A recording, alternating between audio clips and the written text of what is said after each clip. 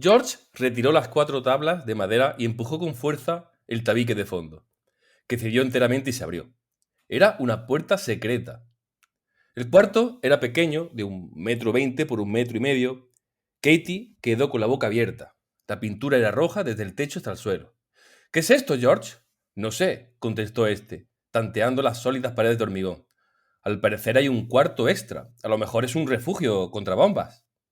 ¿Crees que lo construyeron los de Feo? Preguntó Katie, aferrándose nerviosamente al brazo de George.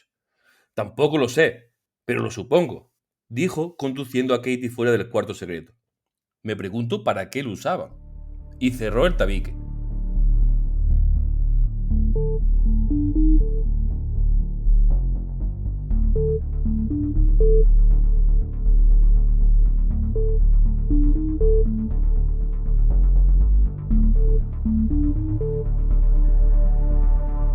Bienvenidos a Teoría del Caos, un podcast dedicado a tecnología, libros, cine, música y todo lo que mola y nos entretiene.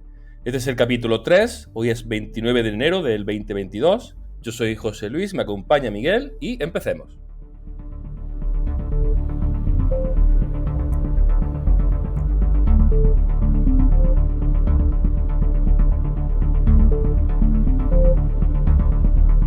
Pues resulta que cuando nos reunimos Miguel y yo para organizar el podcast, pues dio la casualidad. Hola Miguel. Hola, buenas. Dio la casualidad de que los dos llevamos un tema de miedo, de terror, por así decirlo. Así que bueno, pues decidimos de hacerlo y hacer pues como un especial. Y aquí tenéis un especial de miedo que esperamos que os guste, ¿verdad, Miguel? Sí, además, yo creo que tal vez sea un poco pronto esto de empezar a hacer especiales, pero siempre mola hacer un especial donde se hable de un mismo tema y se ahonde un poco más. Yo creo que lo haremos más veces con otros temas, que sean sobre todo temas un poco más amplios, sin dejar de hacer la idea con la que se concibió este podcast, que era que cada uno trajese un tema, pero hay temas así más largos, que son muy interesantes, que mola hacer un especial más largo. Bueno, más largo no, pero sí, sino que cada uno hable del mismo tema, puede estar guay. Y hoy grabamos el podcast por primera vez por la mañana, bien temprano, porque el especial de terror no se puede hacer por la noche. No. Además, yo llevo unos días durmiendo regular, Sí, solamente pensando en lo que teníamos preparado y eso. sí. Aunque mola el tema. Yo cuando he estado haciendo el guión que hago y la documentación, yo de vez en cuando tenía que mirar por la ventana, salir un rato y escuchar las voces de los niños angelicales para que no me dé miedo, porque madre mía. Ya lo iremos viendo hoy a lo largo del capítulo. Bueno, pues si quieres, bueno, empieza cuando quieras. ¿Qué es lo que traes? A ver.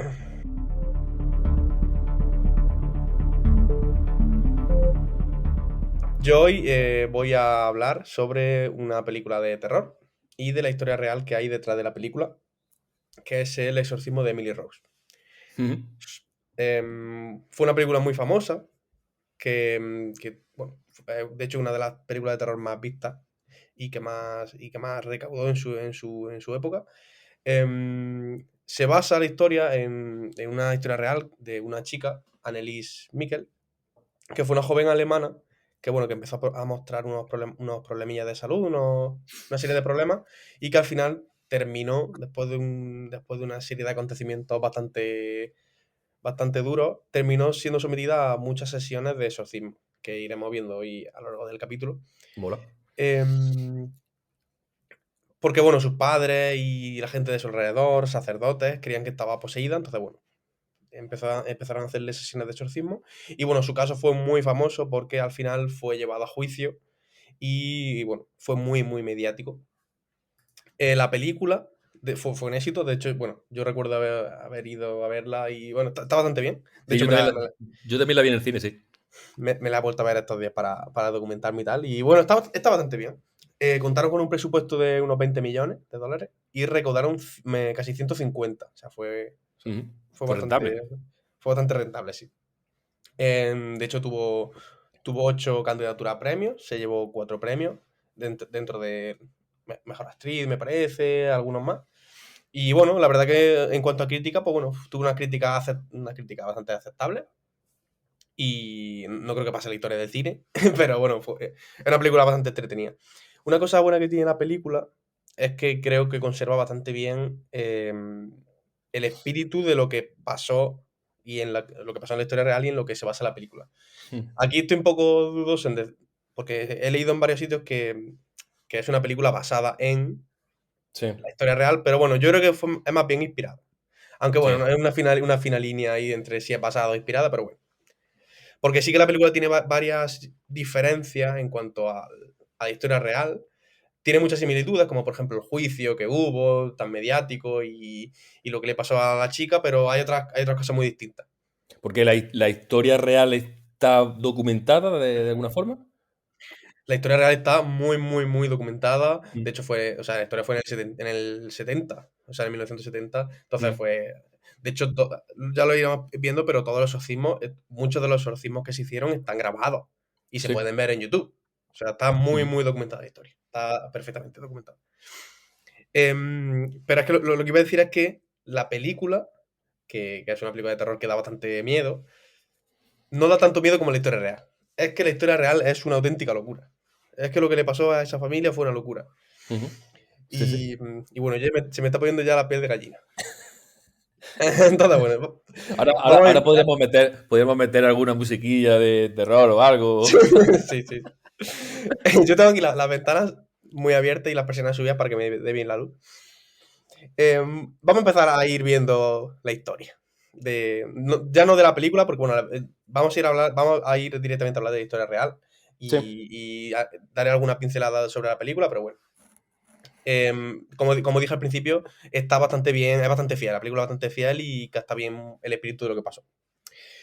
Pues bien, em, la familia Mikkel, bueno, contaba con el padre se llamaba Joseph, la madre Ana, y eran una pareja de católicos, eran muy devotos, muy estrictos y además eran muy controladores con su hija. Tenían 4 hijas, bueno, tenían 5, pero una de ellas se murió. Y bueno, eran 4 hijas, una de ellas era Annelies, que es la protagonista de esta historia y la protagonista en la que se basa la película. Ujú. Pues Annelies era, bueno, iban mucho a misa, rezaban mucho en casa y bueno, era una familia muy, muy devota y eran muy católicos, iban mucho a misa, en fin, una vida muy, muy dedicada a la iglesia y a rezar. Entonces, bueno, Annelies era muy buena estudiante, muy, muy buena, sacaba muy buenas notas, era muy simpática, era muy alegre, la gente de su entorno pues siempre decía que era muy simpática, era muy. Bueno, lo típico que se dice que es muy buena persona. Pero bueno, en este caso lo era. Amigo de sus amigos. Sí, en este caso era muy buena persona y era muy simpática. Y muy buena estudiante. Pero un día, estamos en el 1968, cuando ella tenía 16 años, en el colegio tuvo un episodio en el que, bueno, empezó a temblar, no podía controlar su cuerpo, entró con una especie de trance, la gente incluso comenta que empezó a andar sola, como si estuviese un poco aturdida, perdida, Pero, y dentro de la clase, o sea, sí, mientras estamos sí, en dentro de clase. la clase, sí, sí. O sea, estaban todos viéndola lo que. Sí, sí, la gente le estaba Había viendo, sí. testigos. Sí, sí. Y nada, pues típico caso, pues bueno, de epilepsia, y perdió el conocimiento, y bueno, tampoco se le dio mucha más importancia a eso. Em, porque bueno, la primera vez que le pasaba tampoco era una cosa para preocuparse. Un año después, bueno, la vida siguió normal. Un año después tuvo un caso exactamente igual que el anterior, tuvo un caso muy similar. Convulsiones, entró en trance, bueno, no podía controlar su cuerpo, etcétera, etcétera. Y es en esta vez donde ya su familia se preocupó. Ya se preocupó y ya sí que le llevaron a un neurólogo y ahí el neurólogo le diagnosticó epilepsia del lóbulo temporal, que es una condición, bueno, una condición que lo que te causa es precisamente convulsiones, pérdida de memoria, alucinaciones visuales, alucinaciones auditivas. Mm. bueno, una serie de trastornos que te provoca eso. Pero bueno, como solamente le había pasado 2 veces, pues tampoco le mandaron nada específicamente, o tampoco era, entiendo que se le haría un seguimiento y ya está. No le dieron tampoco demasiada importancia. Pero ahí en este punto ya la salud de Annelies se empezó a deteriorar. Tuvo muchas enfermedades no relacionadas con esto, pues, una serie de enfermedades que tuvo, y entonces tuvo que guardar cama mucho tiempo y tuvo que ser ingresada. Una larga temporada porque bueno, estaba bastante enferma. Y es aquí, en este punto, cuando ya la cosa empiezan a pasar cosas raras. Mientras estaba ingresada, la salud no mejoraba. La salud no mejoraba, empezaba a estar peor, y fue aquí donde empezó a ver una especie de rostro demoníaco. Fue aquí, en este momento, donde Vamos, empezó a ver ya rostros. se pone la cosa Se pone la caliente. cosa un poco rara, sí. Ya empezaba a ver, o sea, ella siempre rezaba, ella estaba siempre rezando, y decía que cuando rezaba, ella empezaba ya a ver los rostros. Y bueno, hasta que el punto de que ya los rostros decía que ya lo veía a todas horas. Ya donde estuviese ya empezaba a ver rostros y bueno, y ella lo decía. Pero rostros de personas que no estaban allí. No, rostros demoníacos, ¿cómo van a estar Ah, ahí? Eran vale, demonios. vale, vale, vale, vale. Eso se ve muy bien, eso se ve muy bien en la película. En la película pues se ve Ujú. que la chica pues ve unos rostros está en el colegio y ve en las ventanas y en las paredes pues rostros de demonios. Entonces, bueno, al final, pues bueno, la salud mejoró. Ella empezó, aunque ella empezó a ver eso, pero bueno, la salud mejoró y le dieron el alta. Pero cuando ya le dieron el alta y volvió a su casa, o sea, su personalidad cambió un poco. Ya estaba muy Ujú. triste, estaba de muy mal humor siempre, muy irritable. em, Como que ya había perdido un poco lo risueña y lo feliz que era siempre, pues tenía también mucho ataque de ira, ya se enfadaba con nada, y ya y volvieron los ataques epilépticos. Aquí ya volvieron de nuevo, y bastante a menudo, y también le empezó a pasar cosas que decía que olía cosas muy raras. Ya empezaba a oler decía como que empezaba a oler a podrido, a quemado. Ujú. Eso también aparece en la película, si mal no recuerdo. Entonces, a partir de aquí, bueno, cada vez Anneliese estaba más deprimida, aislada, y bueno, los ataques y las alucinaciones iban en aumento. O sea, cada vez más. Más ataques epilépticos, más alucinaciones, y bueno, era un círculo en el que ella cada vez más se deprimía, etcétera, etcétera. Entonces, bueno, volvieron a ir al médico y le volvieron a dar pues, más medicamentos para tratar la epilepsia, y le hicieron más pruebas, más test, etcétera. Entonces las alucinaciones iban, o sea, perdón, los ataques epilépticos mejoraron mucho con los medicamentos, pero las alucinaciones fueron a peor. O sea, ya en este punto ya empezaba a oír golpes en su casa, en las paredes, en el techo, en los armarios, bueno, ya empezaba a oír de todo. O sea, ya Hombre, no solo... una persona que esté drogada hasta arriba, pues, si no ve dragones y gnomos. Claro, además la medicación era para los ataques epilépticos, no Mm. era para nada de las alucinaciones. Entonces, bueno, esto ya era, o sea, fue ya muy, muy exagerado. En este momento ya era muy exagerado. Hasta tal punto que ya Anneliese, que era muy, muy católica, como toda su familia, ya empezó a renegar de la iglesia. Ya no iba a la iglesia, no iba a rezar. Además, hasta tal punto que decía que cuando iba a la iglesia el suelo le quemaba. Decía que el suelo cada Mm. vez que entraba a la iglesia le quemaba. Decía que las cruces que no las podía ni ver. Era una locura. Ya, es Ujú. que ya no podían. Era muy raro. Entonces, en este punto ya sus padres dijeron, uff, esto ya huele a una cosa. Si ya no puede ver a Dios, esto huele a Mm. temas raros de posesión y cosas de estas. Además, ella decía en este momento, decía que ella oía voces que le decían que estaba condenada y que se iba a pudrir en el infierno. Sí, Deci- una cosa muy simpática. sí que, sí que una cosa alegre. Sí que no le decía nada bueno, la verdad. Sí, sí, sí. Y ella comentaba también que las caras que veían las caras que veían en las paredes decían que tenían 7 coronas y 7 cuernos. textualmente decía eso, está recogida en algunos documentos. Sí, seguramente sería Y bueno, alguna referencia a algo bíblico, seguramente. seguramente, Mm, sí.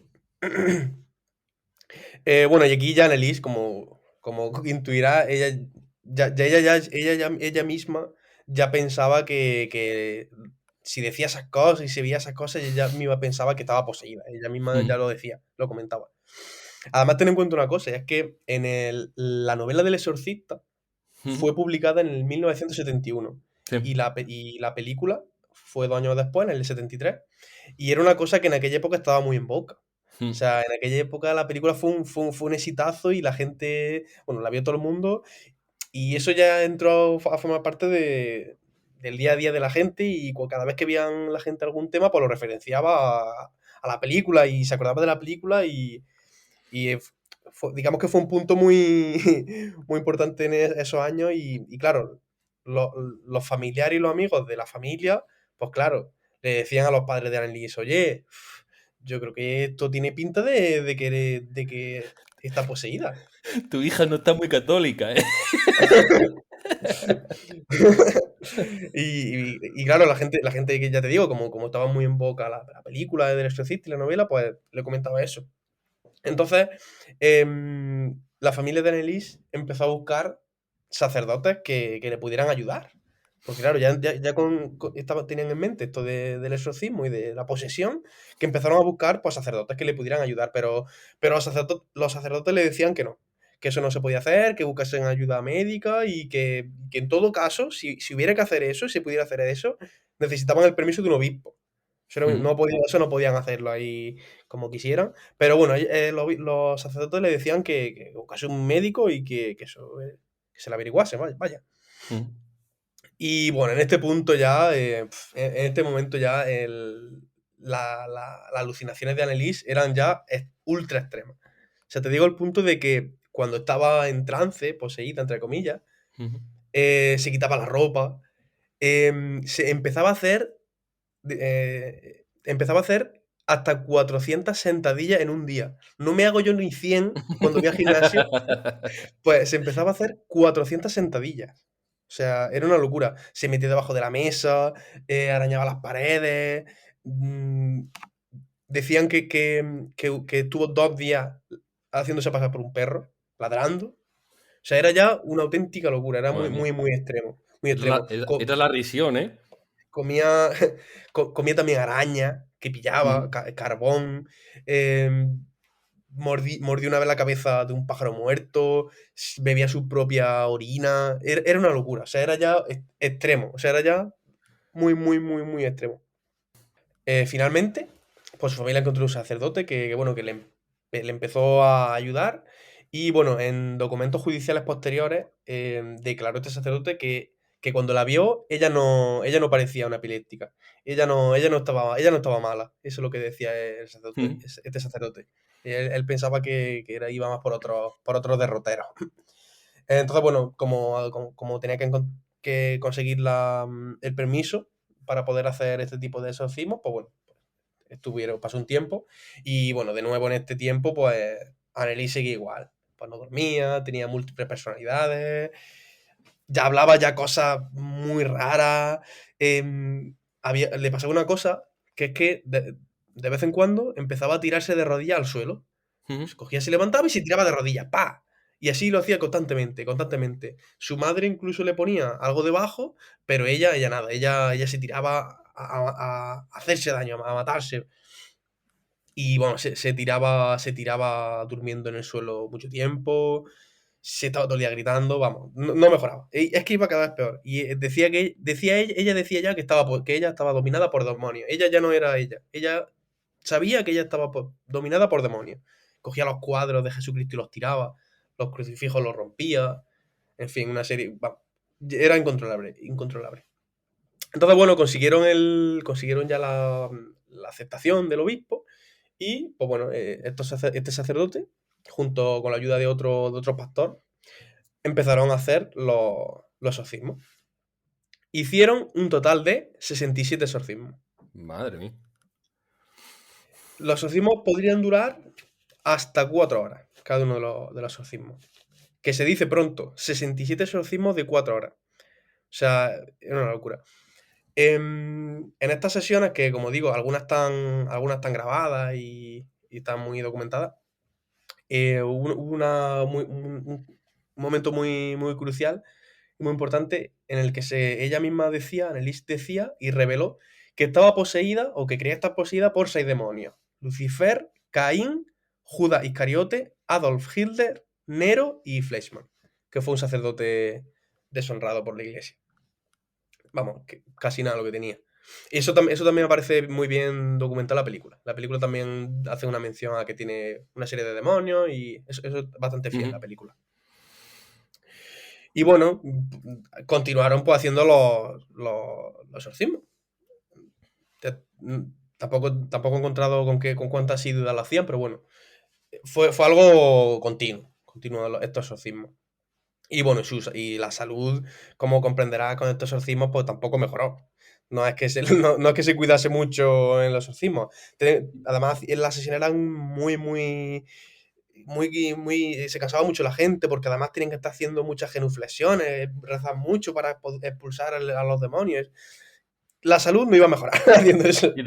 Tampoco no es algo para hacerlo en una tarde, es decir, estoy aburrido, voy a ver si hago un exorcismo, a ver si... Y por tanto la salud, pues nada, fue a peor. Y es que no comía, no dormía, una locura. Le escribí una carta al sacerdote que decía: no soy nada, todo en mí es vanidad. ¿Qué debo hacer? Tengo que mejorar. Tú rezas por mí. Quiero sufrir por los demás, pero así es, cruel. Solo estaba en una carta que le escribió al sacerdote. Desde septiembre de 75 hasta julio de 76, cada semana hacían 1 o 2 sesiones de espiritismo. De espiritismo, perdón, de exorcismo. Y ya en estas sesiones, pues nada. Pues, había que incluso ya encadenarla. Cuando Anneliese ya se movía y le daban los ataques, había que cogerla entre varias personas. Esto también está, por cierto, muy bien hecho en la película. Estas sesiones de exorcismo. Y bueno, esto duraron muchísimos meses. Muchos meses. Como he dicho antes, muchas de estas sesiones se grabaron. Se grabaron mucho y se hicieron muchas cintas de audio, o alrededor de 40 cintas, para grabar todo el proceso.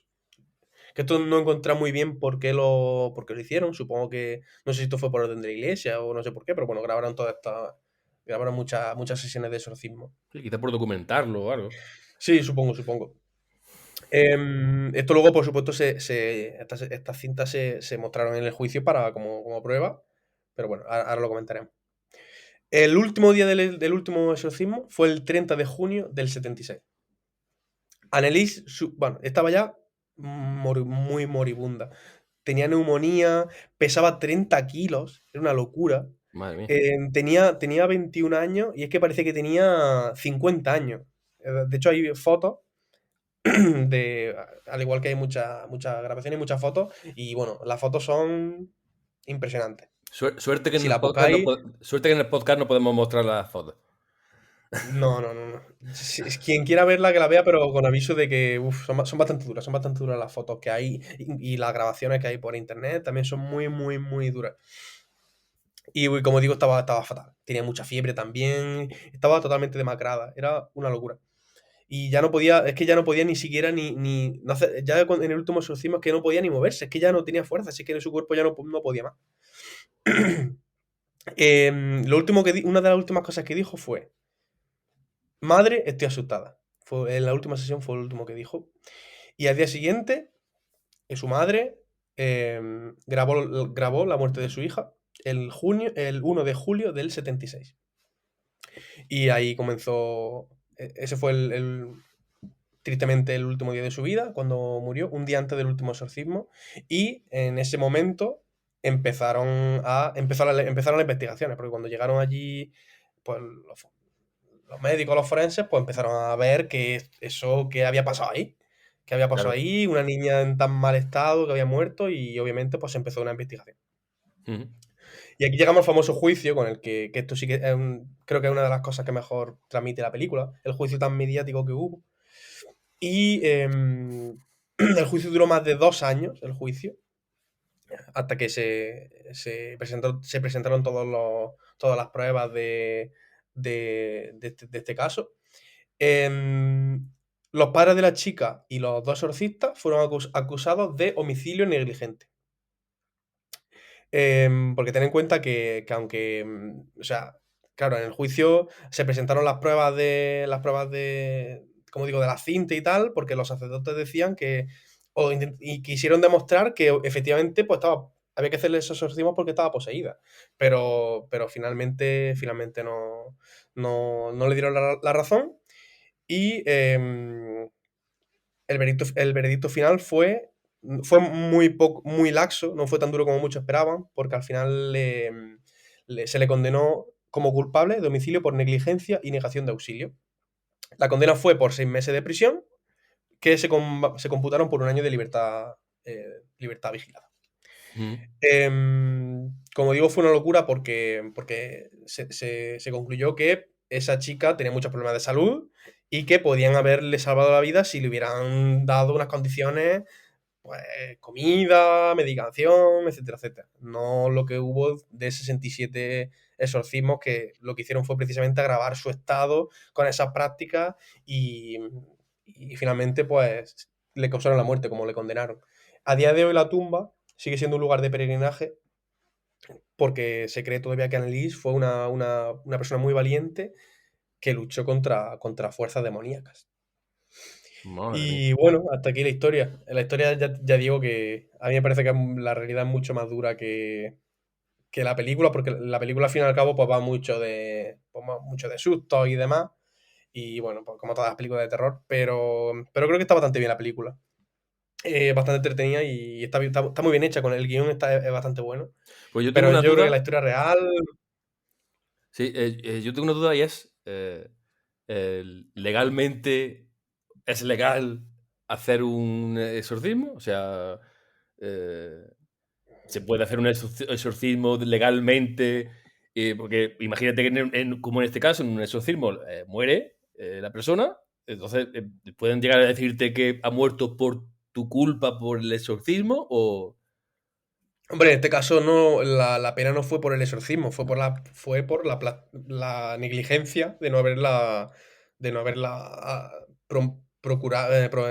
provisto de atención médica y Mm. medicamentos y alimentos. O sea, no, Pero ella ya se no sé, estaba... ya no sé Pero ella se estaba medicando, o sea, has No, dicho que sí. ella ya dejó de la medicación Ah, y vale. dejó todo. Ella ya lo único que hacía era los exorcismos. O sea, ya no sé si es legal o no hacer los exorcismos, pero, o sea, la condena no fue por el exorcismo en sí, sino por no haberla ayudado y por haber dejado Ujú. que se muriese, básicamente. ¿Qué te Madre ha mía, parecido? los pelos de punta. Yo hace mucho tiempo que vi la La- película, porque la vi cuando se estrenó en el cine, y recuerdo parte de la película y, hostia, estoy asustado. Mola, mola. Bastante duro, bastante duro.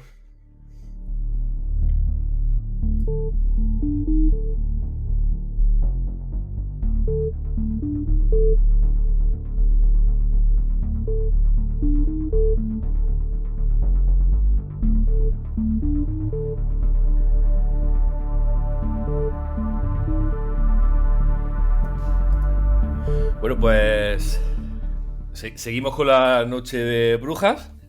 Seguimos. Eh, seguimos con la noche de brujas. Por cierto, mientras tú hablabas, se escuchaba por ahí sonidos de fondo. Entiendo que los tienes controlados, ¿no? Lo tengo controlado, sí. Ya he hablado con ellos para que. Le dije que me dejasen un rato tranquilo, ¿no? Pero no se han podido resistir a salir. Vale, pues bueno, me toca. Yo traigo un asunto, un tema, porque el que le tengo cierto cariño, por así decirlo. Y es que siendo niño, una noche haciendo zapping en la tele, cuando todavía había la tele, pues me topé con una película de miedo. Y porque yo de niño tenía cierto interés o cierta atracción por las películas de miedo. Y bueno, y me quedé a verla, aunque ya estaba comenzada y eso, pero bueno. Y esa película es terror en Amityville. Es curioso que te iba a decir que es curioso que de pequeño yo también veía muchas películas de miedo y Y hoy día soy incapaz de ver alguna en el cine o lo que sea, y cuando veo alguna en la tele la quito. Y de pequeño sí que me gustaba, y cuando veía alguna cosa así de medio de terror, de suspense en la tele, me gustaba mucho verla. No, no, a mí me sigue gustando las películas de terror y ese gustillo o esa cosa que te entra en el estómago, eso mola. Pues precisamente esa película se me quedó grabada en la memoria y, reconocer que la película es bastante mala. Aunque hay que ponerse en situación porque la película es de finales de los 70 y también hay que mirarlo con los ojos de un niño de 12 o 14 años. ¿Y ha envejecido bien o tampoco? Ha envejecido regular. Yo la he visto, la vi ayer, porque ahora más adelante os digo dónde podéis verla. Yo la vi ayer para recordar y típica película de los 70. O sea, con ese sonido tan raro, así en el enlatado, con esas esas imágenes y eso. Pero sí, la verdad que si te gustan ese tipo de películas, pues está bastante bien. Incluso, y curioso, la música que tiene la banda sonora da bastante miedo. O sea, está bastante bien. De hecho, tiene escenas míticas como la del cura cuando es atacado por un montón de moscas, o cuando el perro de la familia eh, no para de escarbar en una parte del sótano hasta llegar al punto de que le sangra las patas, le sale sangre, o cuando el padre de la familia rompe el muro del sótano bueno, y pasan cosas muy chulas que ahora veremos. Sí, pero ¿de qué va? Que yo, por ejemplo, esta película no la he visto. Em, bueno, pues la película, porque hay varias, esta precisamente es la primera, creo yo, sí, es la primera, que es del 79, está basada en un libro. Y realmente todo comenzó con ese libro, de Amityville Horror, de Jay Anson, publicado en el 77. Y ese libro contaba los sucesos que acontecieron en esa casa, en el 112 de Ocean Avenue de Amityville. De Pero el hecho, libro, pero el el libro, trozo... Sí, ¿el libro es ficción o son una documentación? el libro es, en teoría, hechos reales, pero ya te digo, más adelante ya te iré comentando. El trozo, como decía, el trozo que he leído al principio es del libro.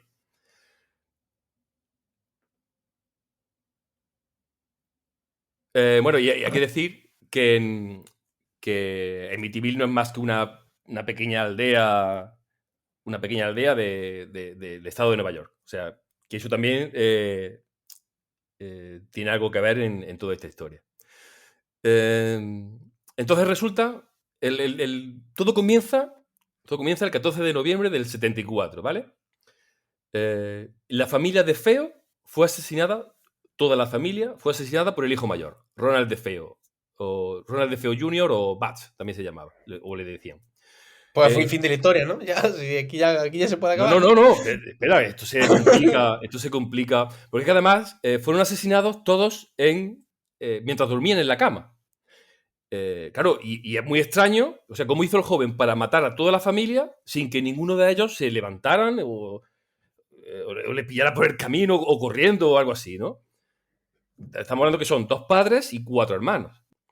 La policía comprobó que el rifle no tenía ningún mecanismo para suprimir el ruido y no había tampoco evidencias de que se hubieran usado sedantes.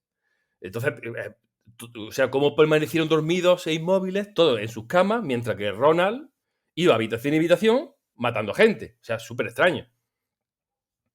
Los investigadores que primero llegaron a la escena del crimen creyeron por un momento que los asesinos eran más de uno, debido a eso, a la velocidad y la magnitud del asesinato. Y al final todos estos detalles acabaron por aclararse y como pasa muchas veces en estos casos, pues la posibilidad sobrenatural pues se presenta muy tentadora. Posteriormente, el 18 de diciembre de 1975, la familia formada por George y Katie Luz y sus 3 hijos, estos son ya los de la película para que te vayas colocando, pues deciden comprar la casa y mudarse a vivir allí. O sea, Sin em- la misma casa que pasaron estos crímenes, ¿no? exactamente. Si, para localizarte, esta es la típica historia de película, o sea, de Casa Encantada. ¿Eh? Sí, sí, sí, sí. Pues bueno, esta familia, después de 28 días, pues se fueron pitando de esa casa diciendo que había fuerzas paranormales y sucesos extraños. Claro, como para no verlo. Si la que se lió allí fue chica. Madre mía. Bueno, pues Una pregunta antes de que continúe. Esta familia, por si lo sabes, ¿eh? Esta familia, cuando compró la casa, entiendo que sabía lo de sí, estos sí, sí, asesinatos, sí, ¿no? lo Porque sabían. esto. De hecho, en la película eh, lo resaltan mucho, o yo creo que se resalta mucho, porque hay un momento en la película en que la que le enseña, la mujer que le enseña la casa, los deja solos, porque ¿quiere usted dejarnos solos para que vayamos, hablemos entre nosotros? Y ellos realmente lo dicen, lo saben, que lo que pasó en esa casa, eh, y creo que la oferta era de $80.000 por la casa, que para ellos en teoría eran mucho, pero el padre decía, no, no, pero es que esta casa vale 120 o 150.000. Lo que pasa que aquí pasó lo que pasó y por eso es tan barata. O sea, ellos lo sabían y comprendían por qué era tan barata. O sea, que es la definición de tonto. Es la definición de tonto. Pero, o no. Ahora más adelante ya verás que posiblemente no era tan tonto. Vale, vale.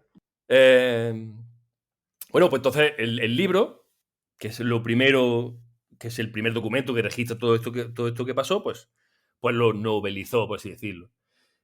Y además, este libro venía bien señalado y bien marcado que estaba basado en una historia real. ¿Eh? Y claro, ¿qué pasó? Pues que el libro fue un éxito. Leyendo el libro, que posteriormente yo creo que de forma magistral lo plasma bien la película, eh, se pueden describir algunos eventos muy misteriosos y de pretendida explicación sobrenatural y que, y que gracias a la película yo creo que se han convertido en clichés del cine. No he sido capaz de encontrar si precisamente fue en esta película donde empezaron a mostrar estos clichés, por así decirlo, pero desde luego lo plasman muy bien. Por ejemplo, George Luz, el padre de familia, solía despertarse inexplicablemente todas las noches a las 3:15. Vale, ¿y por qué a las 3:15? Porque en teoría a las 3:15 fue cuando el- este, el, el hijo de la anterior familia mató al resto de familiantes, de la familia. Ronald. Luego, por ejemplo, la casa estaba plagada de moscas, aunque se supone que fue en invierno cuando sucedió estos acontecimientos, y esto recuerda mucho al exorcista, por ejemplo. Katie tuvo pesadillas relativas a los asesinatos. O sea, mientras ella dormía tenía pesadillas sobre lo que había pasado antes en esa casa. Incluso, además, se le mostraban en el orden en que había ocurrido esos asesinatos. Y esto ya empieza a mosquear, ¿eh? Esto ya empieza a mosquear. Luego, la casa tenía puntos que eran extremadamente fríos. También muy típico de esto de películas de terror. Ciertos olores que se iban y venían, las puertas que golpeaban, sonido de medianoche, eh, como los sonidos que se escuchaban mientras tú hablabas. Vamos, lo habitual. Luego, por ejemplo, la Missy, la hija de 5 años de los Luz, conoció a un nuevo amigo imaginario. Vamos, eso ya es típico. Sí, sí, eso ya es Además, el libro tipiquísimo. lo describe como una criatura demoníaca parecida a un cerdo con ojos rojos brillantes. De hecho, en el libro viene un dibujo hecho por la cría de ese supuesto amigo imaginario. En cambio, en la película no lo ponen como una criatura demoníaca, sino como un niño. Bueno, como una niña, ya no lo recuerdo. Luego, por ejemplo, Katie se sentía abrazada por una fuerza invisible. El sótano, que es la parte que más me gusta de la película y la que más recuerdo de cuando niño. El sótano tenía una habitación oculta, con las paredes rojas, que no aparecían en los planos de la casa. Y que precisamente era donde el perro escarbaba continuamente con ese tesón. Y luego, precisamente, también que solamente fueran capaces de vivir en esa casa 28 días. ¿Por qué 28 días? Además, ese número es muy recurrente en este tipo de... Yo por comentar un dato que ya había comentado antes, la película del Exorcista se publicó en el 73. Y cuando pasó esto, Exactamente. dice que fue el 75. Así que 75, bueno, el libro fue en el 77 y la película en el 79. O o sea sea que también que... fue Sí, por sí, ahí, sí, por sí. ahí. Sí, sí. Además, más adelante ya verás que hay más... Ahora comentaré que hay más otras coincidencias también un poco extrañas. Pero vamos, ya viendo esto, yo te digo, yo estoy acojonado aquí. Yo no puedo, no puedo mucho más, Eh, ¿eh? bueno, pues ya está, ya tenemos todos los ingredientes. Tenemos un asesinato en un pueblo, la familia que se muda, se monta su historia, un libro de terror bastante, yo creo que bueno, entretenido, eh, y una película que con un éxito más o menos decente. Aquí ya, porque buscando información y documentándome para el podcast, pues he encontrado que esta historia pues tiene el ingrediente que está en toda la salsa de terror. ¿Eh?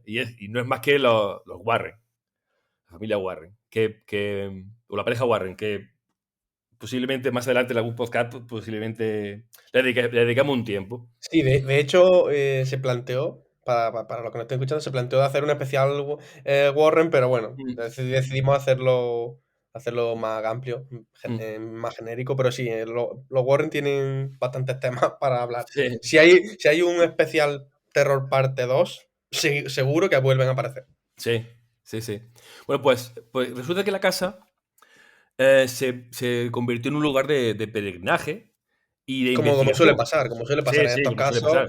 ya la gente empieza a volverse loca y empiezan a ir a Mm. esos sitios a hacerse fotos y la gente que le gusta mucho el morbo, eso genera billetes en Sí, puertas. claro, tú imagínate. Sí, bueno, no voy a adelantar acontecimientos. Pues resulta de que en marzo del 76, Ed y Lorraine Warren pues se presentaron en la casa para investigar, ¿vale? Esos presuntos demonios y tal. Y además le acompañaron reporteros de un canal local de televisión.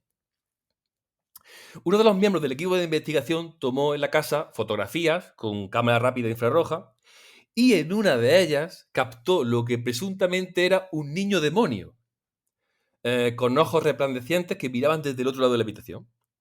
Yo he visto la fotografía y la fotografía da mucho miedo. Yo Yo estoy ahora no, mismo... yo no quiero verla, no me la enseñes, Yo, aléjala yo, de mí. pues la foto, además, sí, es una foto de... eh, espera que la tengo aquí delante para poder describirla. Menos mal que son las 11 de la mañana. Bueno, pues esa foto es una foto tomada desde el otro lado del pasillo, creo que del segundo piso, y se puede ver cómo por una puerta asoma la cabeza de un niño, y claro, le brilla el ojo porque es foto de infrarrojo, pero da bastante miedo porque foto en blanco y negro, bueno, da bastante miedo. Además, ya Miguel ya la está viendo y ya lo puede Sí, corroborar. sí, yo la estoy viendo y da bastante canguelo. Bueno, pues esa foto no fue revelada hasta 1979, precisamente y coincidiendo durante la promoción de la película. ¿Eh? Yo ya voy dando pistas, ¿eh? Qué casualidad, qué casualidad. Además, ¿quiénes presentaron esa fotografía? Pues precisamente fue George y Katie Luz, que fueron a promocionar la película a un programa televisivo. O sea que, O sea que los propios padres fueron a promocionar la película sí, basada en su historia. exactamente. Y enseñaron esa foto que no se había visto hasta ese momento. O sea que... Entonces, bueno, eh, ahora viene la parte científica o la parte real. ¿Eh? O sea, ¿qué pasó realmente? Bueno, pues existe un libro que precisamente se acaba de publicar en España por la editorial Upperhead, que fue escrito en el 2002, ¿vale? Lo que pasa es que hasta ahora no se ha publicado. El autor es Rick Osuna y el libro se llama El caso Amityville, reinvestigando los asesinatos de la familia de Feo. ¿Vale? Y en ese libro, el autor repasa todas las irregularidades que rodearon el juicio relativo al asesinato de los de Feo. Los obstáculos que encontraron en la defensa para acceder a pruebas, o incluso pruebas no tenidas en cuenta, y prisas por encarcelar a un culpable. Las conclusiones de su investigación sostiene que Butch, o Ronald, mató a sus padres, Ronald Sr. Y Luis, con la ayuda de un amigo, pero que los niños murieron a manos de su hermana Dawn, de 18, que a su vez fue asesinada también por Bats, aparentemente tras ver la atrocidad que que acababa de cometer. Joder, no sé si eso es más macabro todavía que lo original. Claro, luego la segunda y más impactante parte del libro de Osuna está dedicada a la reconstrucción de la familia, o sea, de la vida personal de la familia de Feo. A partir de que llegaron a la casa del número 112 de Ocean Avenue, en Amityville, que además que compraron en el 65. Según parece, aquello estaba muy lejos de ser un hogar idílico. Según los vecinos y conocidos, a los que el escritor entrevistó durante su investigación, el infierno doméstico descrito tenía en el centro el carácter explosivo de su padre, Ronald, que por lo visto maltrataba a su esposa y su hijo. Además, la familia estaba directamente vinculada con el crimen organizado, a través de su abuelo, del abuelo materno, que por lo visto era socio de un jefe mafioso de la zona. Incluso según Bach y su pareja, ellos ya tenían un trato muy estrecho con la muerte porque por lo visto se dedicaban frecuentemente a deshacerse de cadáveres por encargo de la mafia. O sea que... bueno, ¿y qué pasa con los Lutz cuando fueron a esa casa? Bueno, pues resulta, y siempre según este libro, el abogado de Bach, su abogado defensor, desesperado porque se le denegara repetidamente el acceso a las pruebas, pues participó en la organización de la famosa trama de embrujo demoníaco de esa casa, con la esperanza de poder utilizarlo en favor de Bach. Es decir, esta persona mató a sus padres y a sus hermanos porque la casa estaba embrujada. ¿Vale? Esa era la forma de defenderse. El caso es que Weber, el defensor, montó una sociedad con la familia Lutz, que son los siguientes habitantes del edificio, quien a través del libro que hemos hablado, difundieron la surtida gama de experiencias sobrenaturales que habían vivido durante 28 días y que según ellos pues, participaron allí. Al espectáculo, ojo, al espectáculo se sumó el sacerdote de la película que ataca las moscas y se quema la mano y tal, que curiosamente acabó expulsado de su diócesis. Y luego el popular matrimonio de los Warren, que también, según el libro, realizó varias sesiones de espiritismo y que tomaron la foto del niño fantasma, precisamente es muy parecido a uno de los hijos de un fotógrafo, del fotógrafo que hizo la dichosa foto. O sea que ya con esto más o menos va encajando todo. Sí, ya encaja todo. Y bueno, pues ya te digo, yo pongo sobre la mesa todos los datos y cada uno pues que saque conclusiones. Esto no quita de que el libro es bastante entretenido y la película, a mí me encanta la película y yo voy a verla otra vez porque la película a mí me encanta.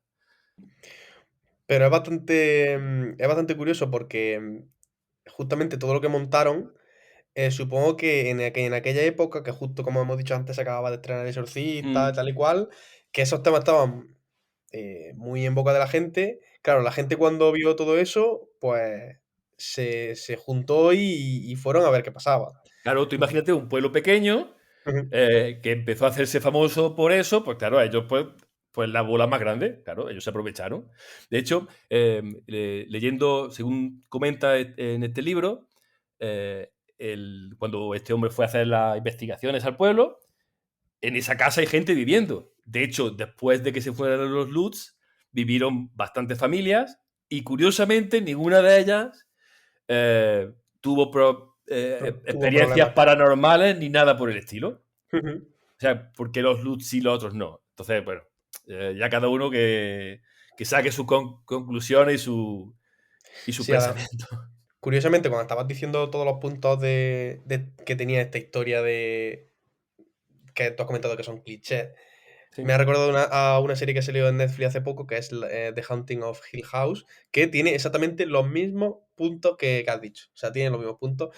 Y como esta serie, pues muchas otras películas y series, es que al final todas comparten todos esos puntos en común. Claro, pero lo curioso es que es lo que he dicho antes, no he sido capaz de encontrar si precisamente fue esta la primera película que mostraba eso o simplemente pues, la casualidad de eso. Pero precisamente yo viendo la película ayer, pues por ejemplo, como decía, una habitación oculta pintada de rojo, tía, eso es cliché total. O que las paredes sangren. Eso, vamos, yo lo habré visto en miles de películas. Sí, sí, sí, sí. La verdad que Sí, sí. sí.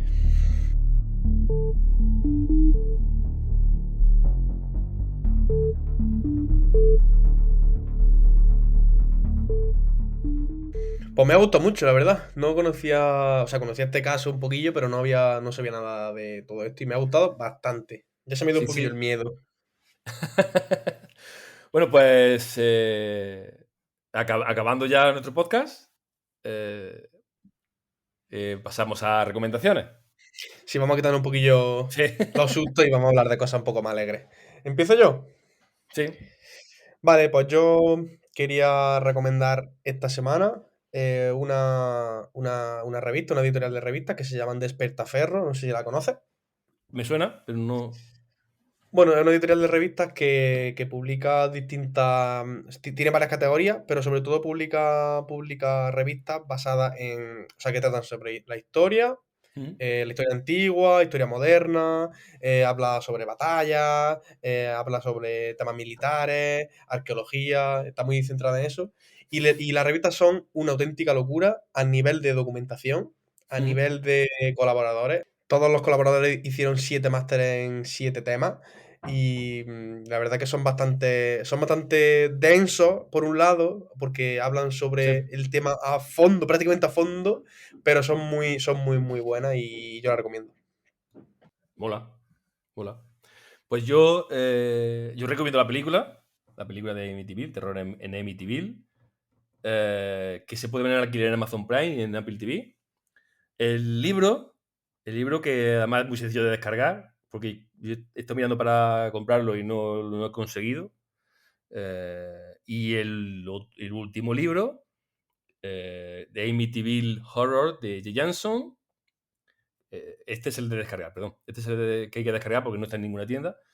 Y el que sí puedes comprar, que ya está en la venta, es el caso Amityville, reinvestigando los asesinatos de la familia de Feo, que es de la editorial Upperhead, y su autor es Rico Suna. Y también quiero recordaros que el 30 de marzo ya tenemos la versión de PC de Death Stranding, Director's Cut, 39,99 si no tienes el juego original y 9,99 la actualización. Yo tengo mis 10 pavos guardados. Que esto es un poco feo después de hablar de terror, de meternos a videojuegos, aunque Death Stranding también tiene su cosa de... Su cosa de miedo, ¿no? sí, su parte de miedo y bueno, de todas formas, yo ya tengo mis 10 pavos guardados para jugármelo otra vez. Muy interesante. Y bueno, y ya con esto acabamos nuestro podcast especial Noche de Brujas. A mí me ha Eh, encantado, me ha gustado mucho, y eso que no me gusta mucho el terror, pero me ha encantado. No sé si yo, me gustaría volver a pasar por una semana pasando miedo, documentándome y viendo películas y viendo fotos y viendo sobre todo cintas, que por cierto, para los que les guste esto, no lo comenté antes, pero buscar en internet las cintas de grabación de los exorcismos de Emily Rose, que seguro que, que seguro que os gustan. Pero bueno, sí, me ha encantado mucho y esta forma de especial de podcast seguramente la volveremos a traer, porque está Sí, bastante bien. sí, sí, sí. Pues nada, ya con eso nos despedimos. Gracias, Miguel. Muchas gracias a todos por escucharnos. Adiós. Hasta luego.